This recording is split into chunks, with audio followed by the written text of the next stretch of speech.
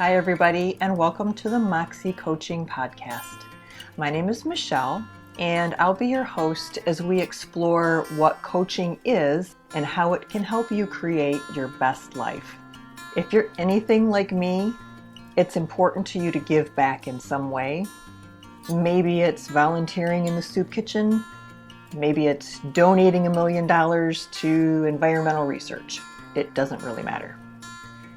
I started coaching and podcasting because I'm just one person who can only do so much alone. And I realized that through coaching and through podcasting, I could help and support those of you who want to do good works and exponentially increase the amount of good that I'm able to do. So if this sounds like you, please be sure to like and subscribe, and I look forward to seeing you soon. Be well.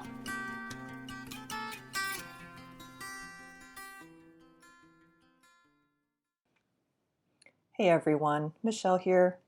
I wanted to take a minute before we jump into this week's episode just to extend some gratitude to all of you who are listening to the podcast. I greatly appreciate it. This is something that is new to me. It's something that is kind of scary to me, but it's also something that I really, really, truly believe in.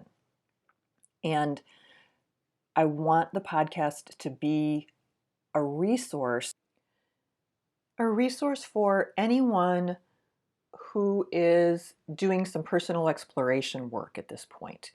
And I say that because I believe that the tarot is something that can help everyone, especially when it's used as a tool, for self-exploration and for looking inside. When we approach the cards with a curiosity for what our subconscious can tell us through these cards, as opposed to what some external source is basically handing us the information, right? Because that's not what we're doing here. We're not just doing a reading, sitting back and expecting, our spirit guides or whomever to tell us what's going to happen and when it's going to happen and who we're going to fall in love with. Like I said, this is not a predictive tool the way that we're using it, but it is a tool for you to really start to dig in and to do some self-exploration at whatever level and in whatever way seems appropriate to you. We're just giving you the tool to learn to ask the questions that you need to ask to get the answers that you need to get. So I just wanted to say thank you. And I'm really, truly hoping that the love and the work that's going into the podcast is something that's helpful and something that provides value to you. Because, like I said in one of my earlier, or many of my earlier podcasts, my whole goal is just to help raise up other people so other people can help raise up other people on their own, and we just create this cycle of people helping people, raising people up, and basically just creating a better place for us to be. So thank you. Much appreciated. All right, so let's get into the meat and potatoes, or vegetable and protein choice. Okay. We're going to start today. We're going to talk about the Kings. They are the last card in the court card series. So let's start with the King of Wands. And if you remember, wands are all about action and getting things done. And the King of Wands in particular is all about passionate leadership, ambition, entrepreneurship, a real dynamo type of a person. They're typically passionate. They can be a little bit authoritarian. They're typically fairly successful, very passionate about what they do.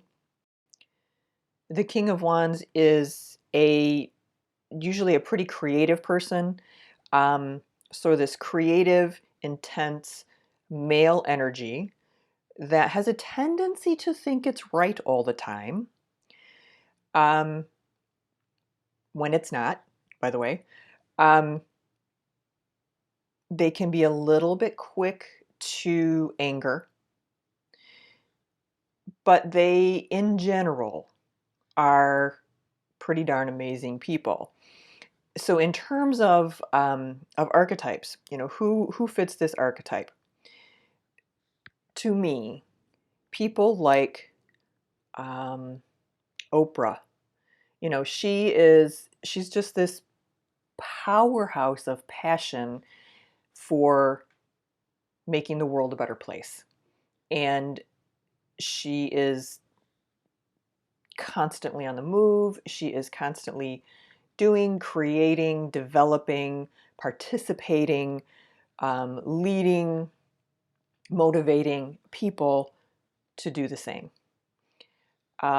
Steve Jobs is another one, or any founder of a large dynamic corporation like Apple, right? I mean, you cannot be someone who just sits back and waits for things to happen and get where Oprah has gone and get where Steve Jobs has gone.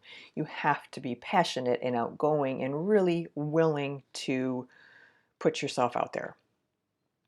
So that's the type of person that is typically embodied in this card. And so, of course, the first question, as is with all of the court cards, do I need to embody this energy?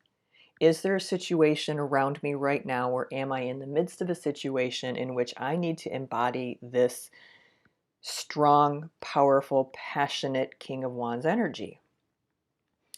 Maybe you are starting to work on a project and you are leading the project, and it is time for you to step into your leadership role.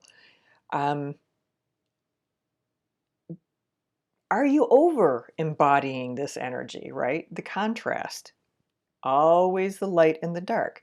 Are you over embodying this energy? Are you being and embodying some of the less than pleasing aspects of this card? Are you being overly authoritarian? Are you actually listening to the other people on your team? Are you making assumptions that just because you're the boss that you're always right? So those are things that you're going to want to look at, again, depending upon the circumstances of the reading. You may also want to just ask general questions. Do I need to step up my leadership game in some way in my life? Is there a way in my life where I feel like I could be doing more or living more into who I am if I'm willing to take on more of a leadership role? Or do I need to maybe sit back and chill for a little while and step out of my normal mindset of being this King of Wands energy and just observe for a while and see what happens? Because typically people who are constantly on the go are not the people who have the insight of the people who have a tendency to sit back and observe for a while. You may want to ask yourself if you're showing up with the appropriate level of passion and energy for a particular project.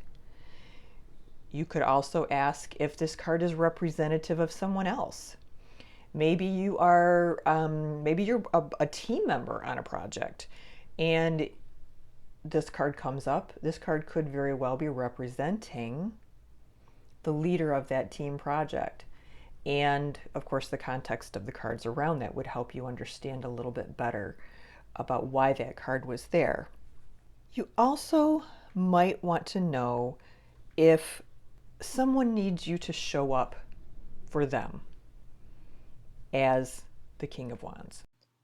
Is there someone related to the situation of your reading who needs you to embody this energy a little bit? Maybe they need a good example set. Maybe they need a kick in the butt. It just depends.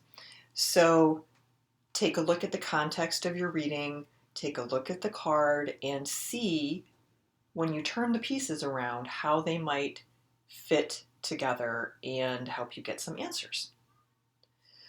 Okay, King of Cups. If you remember, cups are all about emotion and heart space. They're about intuition and energy and all of those warm, fuzzy, non-tangible things. Typically, the King of Cups is someone who is diplomatic. They are usually pretty well liked. They're usually a good communicator. They're wise, they're noble, they're caring people. They're usually fairly quiet. They are the contrast to the King of Wands' crazy, frenetic energy, in that, the King of Cups, the King of Wands is the yin to the yang of the King of Cups. Does that make sense? I hope so. They're very different. And it doesn't mean that one's bad and one's good. It's just, again, it's different personalities. It's the grandfather on your mother's side versus the grandfather on your father's side. You love them both, but they're very different, and your relationship with them is very different.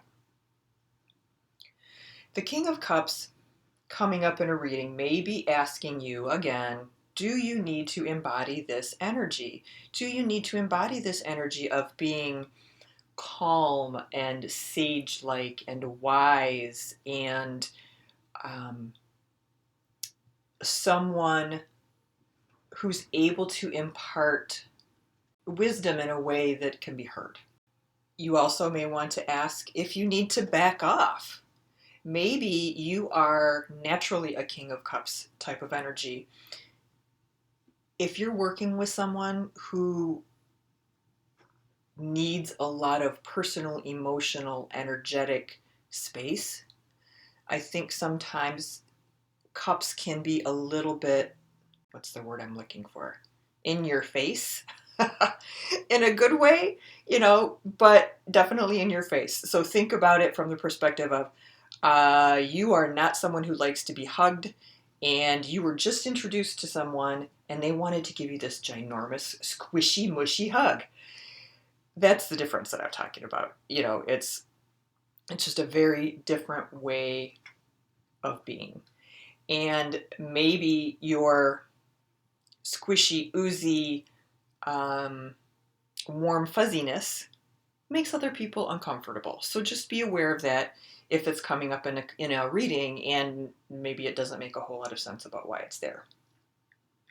I think I've said earlier that court cards are notoriously the most challenging.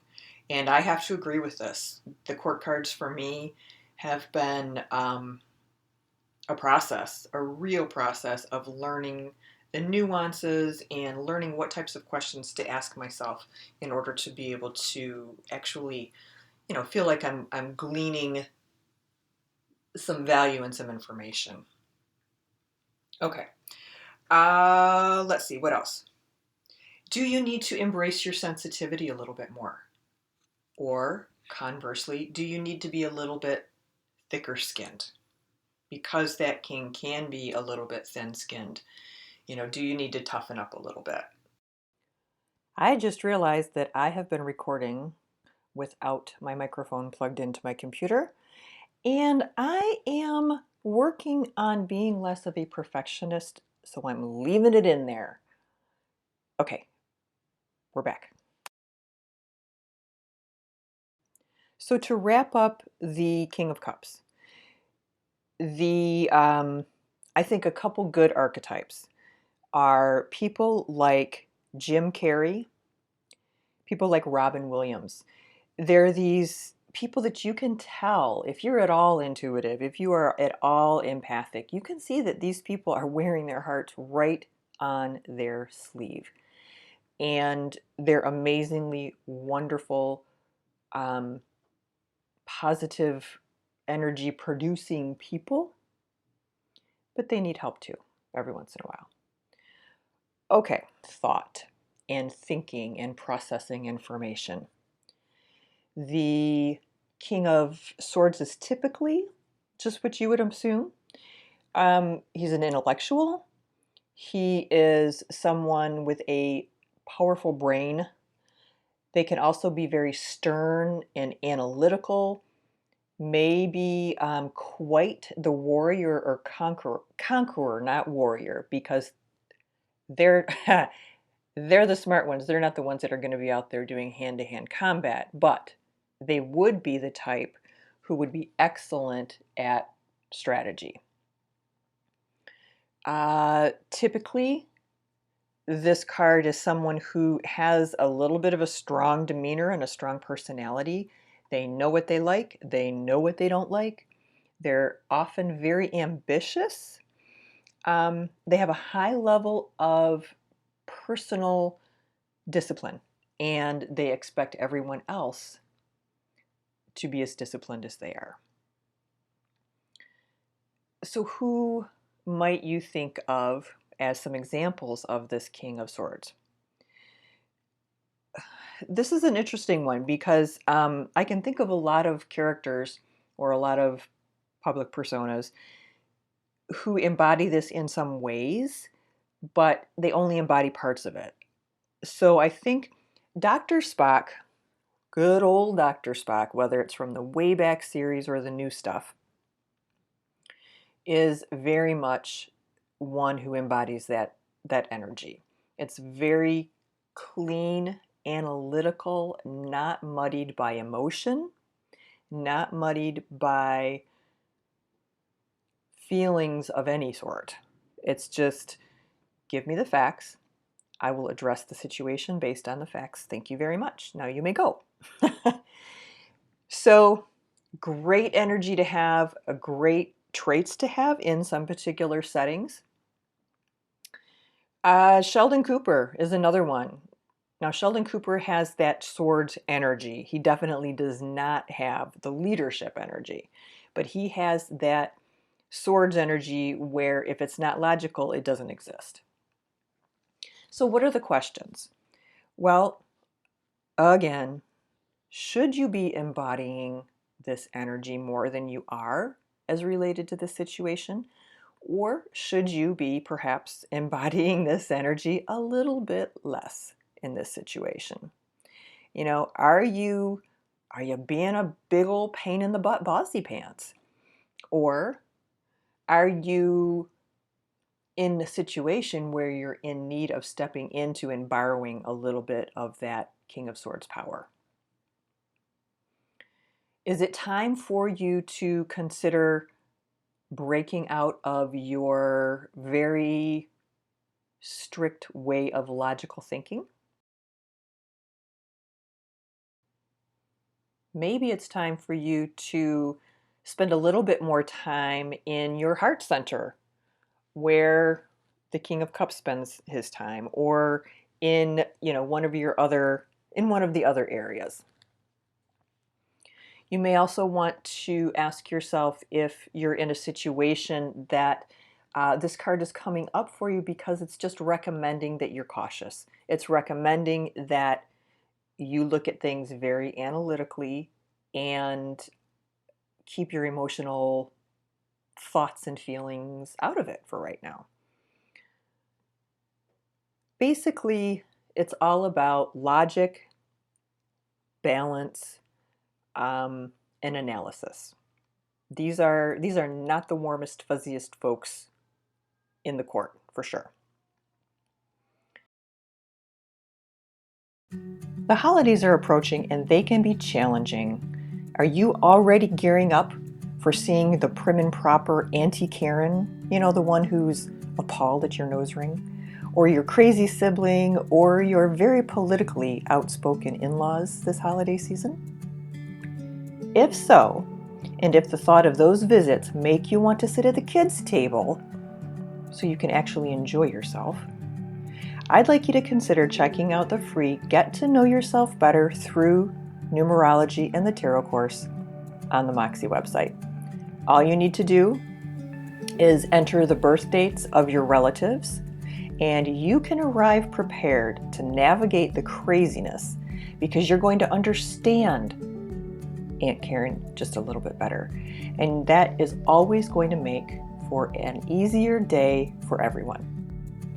You're going to learn how to calculate the birth cards. You'll learn what the heck a birth card is and why it's important to know what yours is.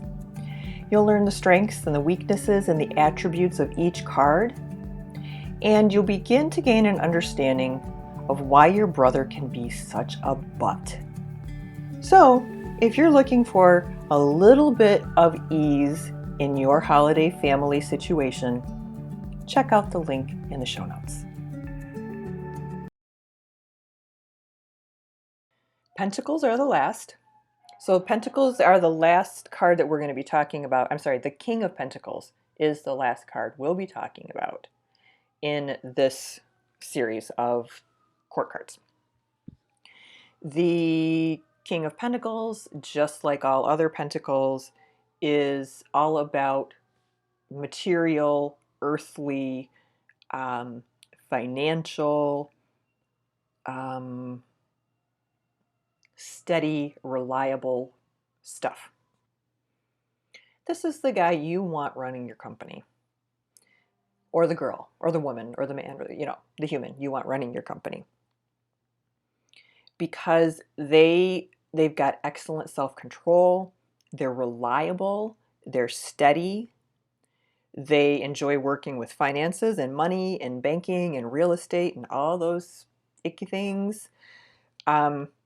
They can be a little bit on the materialistic side, so that is something that they need to watch out for. But in general, these guys are the ones who, while the King of Swords may be the one actually running the nuts and bolts of the company, the King of Pentacles is the one with the wallet who oversees everything and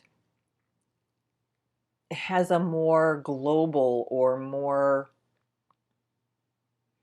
more expansive connection with the world, really, than the King of Swords.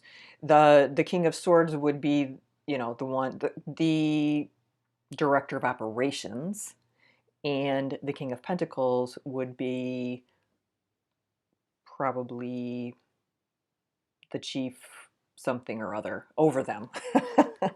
Maybe the owner of the company. So boy, together, these types of people could really, really rock a business world if they can, learn to get along. Warren Buffett is the one who comes to mind for me. He leads with his wallet. Everything he does is about money. I think the reason I like him, though, is because even though everything is about money, he actually cares about other people as well. So kudos to you. Okay, so questions to ask yourself. Number one, am I embodying this energy when I shouldn't be? Or should I be embodying this energy and I am not? Do I need to share my resources? Do I need to share my wealth and my resources with others? Do I need to start looking at what I have and realizing that it wouldn't take much for me to help someone else? Do you need to look at the level of materialism in the world? Or do you need to look at the level of materialism in yourself? That sort of goes back to the previous question. Is it time for you to take a look at your financial situation? Maybe there's something going on and you're doing a reading and it's got to do with your business or your home or something along those lines where this card is coming up. It could be saying, hey, it's time to maybe buckle down and look at your finances, check out your budget, friendly warning or friendly suggestion type of a situation. If we categorized all of the kings by what their potential role would be within the same company, I think it would look like this. The King of Wands is the entrepreneur. The King of Wands is the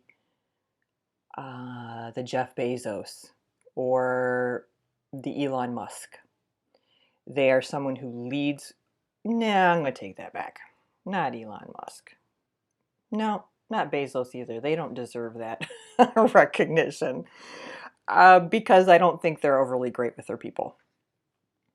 Let's see. So who is the King of Wands? Steve Jobs. We're going back to Steve. Steve Jobs is the entrepreneur. He had the vision. He had the creativity. He had the drive.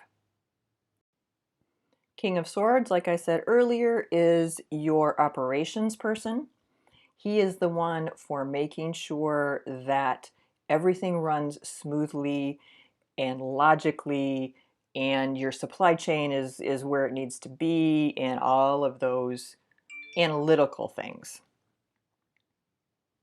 The King of Pentacles is going to be your CFO, your Chief Financial Officer, managing all of the finances of the situation. And the King of Cups is your HR manager. The King of Cups is the one who works on corporate culture and team building and creating a company where everyone wants to be. So if you're going to go to somebody in your company because you need some advice, you're probably going to go to the King of Cups as opposed to the King of Swords. That wraps up our court cards. The cards that we have left to talk about are the 40 cards of the Minor Arcana. In the meantime, you might want to head over to the Moxie Coaching website because there is a freebie there that is a cheat sheet on reading the court cards. Nope, I lied. It's a cheat sheet on reading the Major Arcana. The handout, it's nothing fancy. It's really pretty basic, but it goes into the name of the card, the number of the card, the traditional meaning of the card, and includes a list of starter questions that you can refer to when these cards come up for you in a reading. So it gives you an opportunity to, do your reading and the cards come up and all of a sudden, you've got, I don't know, temperance in there. And you have a chance, you can go ahead and take a look at the cheat sheet. You can refresh your memory about what temperance means if you want, or you can just look directly at the questions and begin working from that point. So your readings for yourself are really going to look more like a journal entry probably than they are a traditional tarot reading. But that's what we're going for. We're going for a deep dive prompted by these cards. So your subconscious has some stuff it wants to tell you. You do a reading. The cards that are relevant to that situation show up. And now you've got the tools to start working with some of those cards by asking yourself the questions and using those questions as a starting point for self-exploration. When I do a reading for myself, typically what I will do is I always write the question down, because if I don't write the question down, it sometimes has a tendency to morph and change in my mind as I'm shuffling the cards. And I want to make sure that I am ultra clear on what I'm asking, so when I'm reading the cards, I'm ultra clear on what I'm seeing. Additionally, I will write the whatever card came up next to the question. So, what card is going to support me this week? Next to it, there's the name of the card, the High Priestess or the whatever. And then usually what I will do is sort of free write on what comes to me as related to myself, the situation, and whatever card came up. So it's not necessarily tying into the whole grand scheme of your reading. It's just really sort of connecting you to the energy of that specific card and waking things up. Waking up your your tarot database in your head. So go through, you've got your questions, you've got the card that you drew next to each question. You have your thoughts and your feelings about each card as they come up and as they're related. Then what I typically will do is I will look at the cards as a whole and see how they might fit together, see how they work together, how they feed off one another, how one card next to another may impact the reading, right? I mean, it's the combinations of the cards are the heart of the reading, really, basically. It's like taking the time to synthesize all of the information that you have from your individual questions into a message for yourself, essentially. And if you can, especially once you have your questions written out, and once you have your download about each card written out, it can really be an amazing way to bring everything together to, like I said, synthesize all of the information and condense it into something that makes sense for you, whether it's an actionable step, whether it's something new to think about, um, whether it's something new to start including in your daily habits. It doesn't really matter. The link for that handout will also be available. It will be in the show notes, as well as the link to the free course. Thank you so much for listening. I appreciate every moment of your time. And please do go ahead and rate and review. Every review you guys post helps other people see the podcast. And of course, that's the goal, is to work together to help more people. So I hope that you take a moment just to do that and get the word out.